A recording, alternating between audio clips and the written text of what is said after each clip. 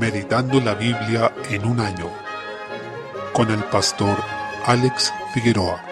Día 10, mes 7, Primera de Crónicas capítulo 9. Encontramos los registros genealógicos del pueblo de Israel centrados en el regreso desde el exilio de Babilonia a la región de Judá. En estos primeros 9 capítulos de Primera de Crónicas hemos visto un repaso de la historia de la redención, desde la creación misma hasta el regreso del pueblo desde el exilio al que habían sido destinados por el Señor debido a su pecado, lo que se aclara en este capítulo. Vemos que lo primero que restablecieron fue la adoración, lo que también observamos en los primeros 3 capítulos del libro de Esdras, y con esto nos dan un ejemplo sobre lo que debe ser nuestra prioridad cuando vivimos momentos de decadencia, de fuerte caída en pecado o de fuerte alejamiento del Señor, siendo la adoración lo primero que debe volver, ya que sin eso nada podrá permanecer en pie. Capítulo 10. Encontramos la muerte de Saúl y de sus hijos, algo a lo que también se hace referencia en Primera de Samuel. Saúl cayó por la rebelión con la que ofendió al Señor al desechar su palabra. Recordemos la importancia suprema y constante de consultar al Señor y someternos a su palabra, y no reflejemos este carácter de rebeldía a Dios que estuvo tan presente en Saúl. Algo muy triste